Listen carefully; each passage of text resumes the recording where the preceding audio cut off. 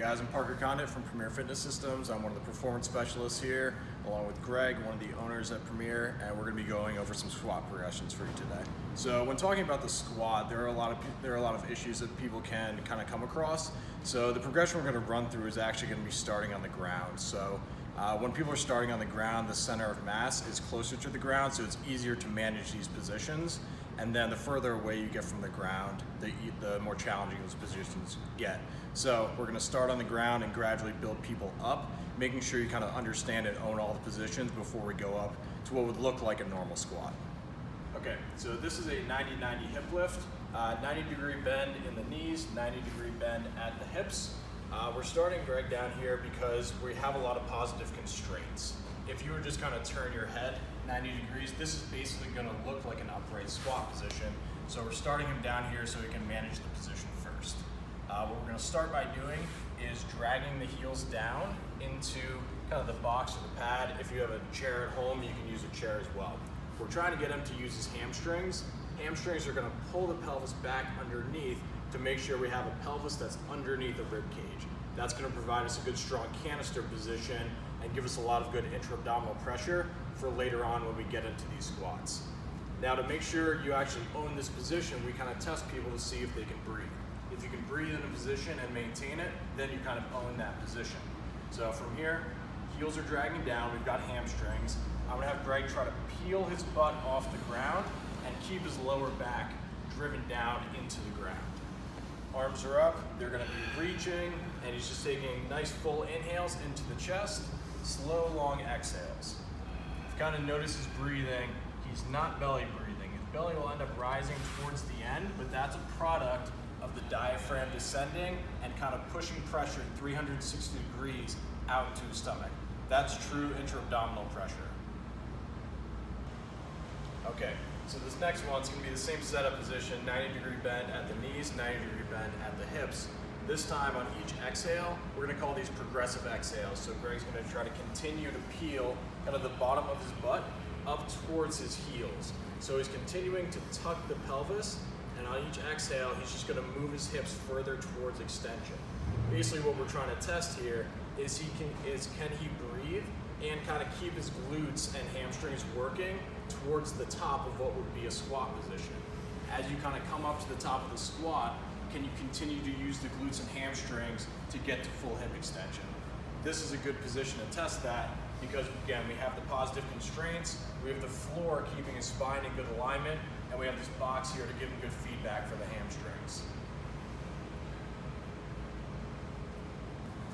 All right, so to get up into sort of a wall-supported squat, you want to measure about 1 foot length out in front of the wall. That's just going to get you into basically a good position. And then the feet are going to be about hips width apart, and then you only need to squat down low enough that you can get the lower back driving into the wall. So just drop down, it doesn't need to be super deep. Check his lower back, there's good pressure there. All I want to see here is that he can maintain some weight in the heels. A lot of people end up getting into that forefoot and they're going to be feeling a ton of quads. But you want to feel kind of the bottom of the glute and the hamstring still working to keep that pelvis pulled underneath. As long as that pelvis is pulled underneath, we still have a good rib cage on top of a good pelvis. Same thing with the breathing. Full inhales up to the chest, big expansion. That's going to provide us the intra-abdominal pressure that we're actually looking for. All right, so now moving Greg off the wall. So now we're removing one of the positive constraints we had. The wall was kind of keeping him in alignment. We're still going to keep him in a static position and make sure you can breathe there first. But now we're going to kind of take away one of those restraints. So now he's going to do a freestanding squat. Just going to be an isometric hold. Feet are still about hips width. He's dropping down, he's pressing, and he's tucking, and he's trying to get his back pressing into that imaginary wall. So that's a good feedback tool. Just imagine he had a wall behind him, he's tucking. And then we're just gonna have him do that same breathing. Can he still control the breathing? And one of the things that you might see here is if somebody can't own this position, upon the inhalation, they might lose that tuck on the pelvis. So if somebody can't do that, that's one of the cues that you might need to regress back to the wall where they have that positive constraint. But we just do 5 or 6 breaths here and make sure Greg owns this position with the breathing. Okay, so now we're progressing to an actual freestanding squat without the support of the TRX straps. So we're slowly just removing the constraints and kind of making the position a little bit more challenging. So Greg's heels are elevated, so we're gonna remove any sort of ankle mobility issues from the equation. And we also have a counterbalance. The main thing when you're holding a weight out in front, you wanna be reaching the elbows kind of forward and up. You just don't wanna be pinched back because we still want that nice global curvature of the spine. That reach forward and up with the elbows will kind of help us achieve that. The weight also allows Greg to kind of travel up and down a little bit more vertically. So we still have a hips width stance, elbows are reaching out in front, nice vertical torso movement. And I actually want you to tie in the breathing with the movement. So a full inhalation on the way down. Once you run out of air, head back up. Exhale, up. Very good. Knees forward first, pelvis tucking as you're inhaling down. That's great. Exhaling back to the top. Just do one more. Good reach with the elbows. Pause on the bottom. So a pretty good position with that pelvis right underneath the rib cage. Good pressure all the way throughout. Probably feels a ton of abs. Exhale back up. Good. All right, so the last progression, we have any sort of front squat. Greg's doing that with crossed arms. You can do it with a front rack position if you have the shoulder mobility. The main thing we're looking for is that bar to be really close to the throat. My cue basically is if you're having trouble breathing, the bar's probably in the right spot. And you want it to be high on the shoulders, elbows high. And we want to make sure that Greg's not leaning back to support that weight. Allow your abs to kick on and get that rib cage pulled down in the front a little bit. Good right there. Same thing, heels are elevated, so we're removing the ankle mobility issues from the equation. Knees are gonna go forward first. You're tucking on the way down. Good, inhaling as you go down, great spine position.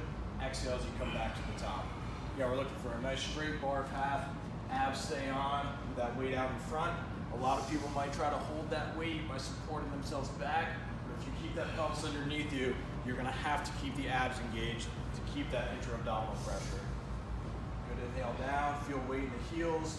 Try to feel glutes out of the bottom as you drive back to the top. All right, so this sequence of squats is gonna help people probably squat a little bit more effectively or feel different muscles than they probably normally do with a regular kind of back squat, if you will. If you wanna just like hinge over a little bit. So in this position, it's gonna be difficult to feel abs, to feel quads, and to feel glutes. So these more upright torso positions, they kind of just give us a lot of information about what you can actually do maintaining a rib cage over a pelvis. And if you're doing that effectively when you're down in a squat, you're gonna feel a ton of quads, you should feel glutes out of the bottom, and a ton of abs the entire time, as Greg is still breathing heavily, so he can attest to that. So if you wanna try to feel those things a little bit differently, try squatting with a different technique. This is a progression that you can run yourself through and see how it works for you.